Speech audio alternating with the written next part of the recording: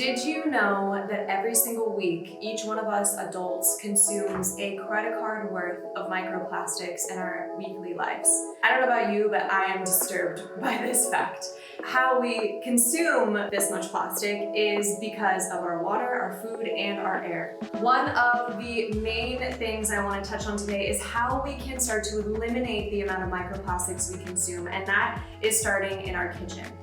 So many of us have plastic cutting boards in our kitchen, and let me just tell you, this is one of the easiest and probably where you're getting most of your microplastics in your body if you're using a plastic cutting board.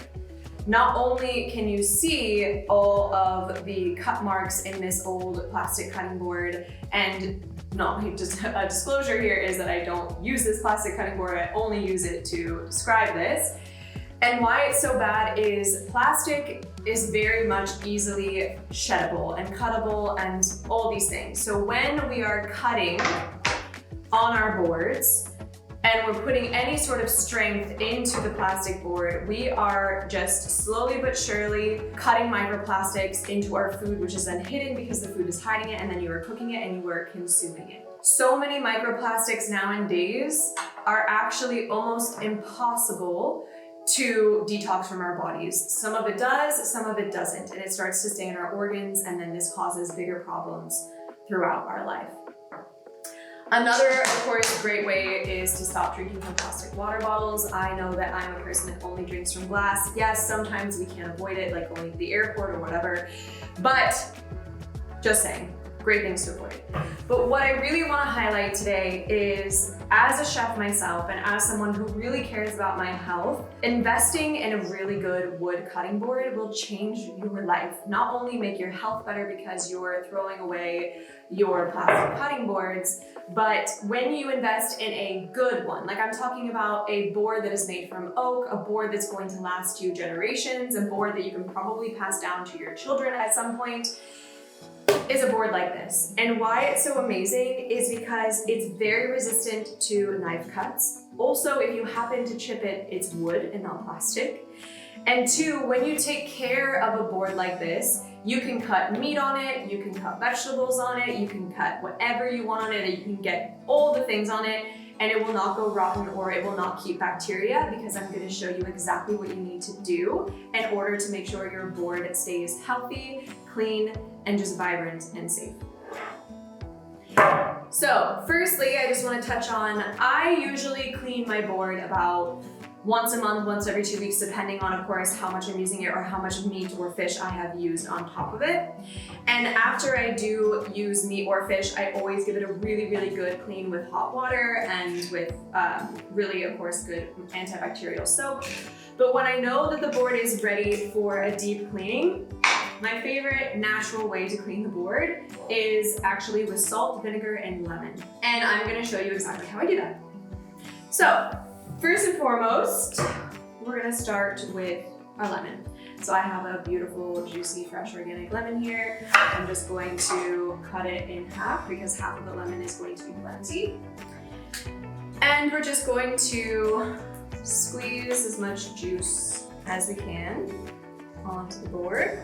And then I'm actually going to use the leftover lemon to scrub the board and kind of move the lemon juice and vinegar around. Also baking soda, which is so good for so many things, and cleaning is one of them. It also removes pesticides from non-organic vegetables. So if you soak it in the baking soda, it helps get rid of the pesticides. So I'm just going to sprinkle not a crazy amount of vinegar, but enough that I can spread around. Then I'm going to, I use mineral salt, you can use any type of salt, even really coarse salt to give it an extra scrub. But I'm just going to sprinkle it around my board. And this can get messy, so just prepare yourself that most likely you're gonna get vinegar and lemon. So if you do have marble countertops, make sure maybe to put some paper towel or a towel underneath your board just to avoid the acidity ruining your marble. So I'm just gonna take the time to scrub this around.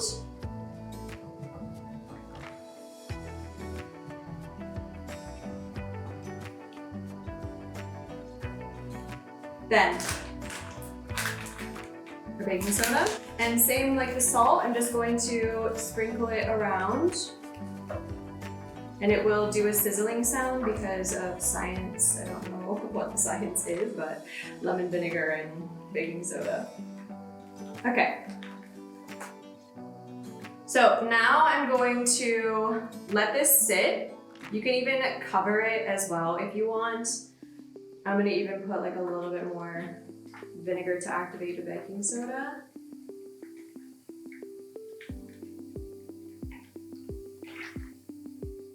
You can put like some paper towels over it, a towel over it to like let it sit and sink in. I'm just gonna leave it like this. The longer you let it wait, the deeper the cleanse is going to be, of course. I would at least let it sit 10, 15 minutes. You can even go 20, 30 minutes if you have the time. But even if it sits 5 minutes, it's gonna give your board like a really good clean. It just like maybe doesn't get rid of the full smell because sometimes cutting boards start to smell over time, but this is a really great way of like eliminating that smell completely from onions, garlic, etc. So we will come back, I'm gonna let this sit and I'll show you the next step. Now that it's rested, it's ready to have some boiling water poured on top of it. This is just gonna help a little bit more with the killing of the bacteria. It will dry out the board though, so there's an important step afterwards, which is boiling our boards. And we're gonna do that with some organic coconut oil. So I will take it over here and show you guys what's next. Be of course really careful because the board is hot in the water.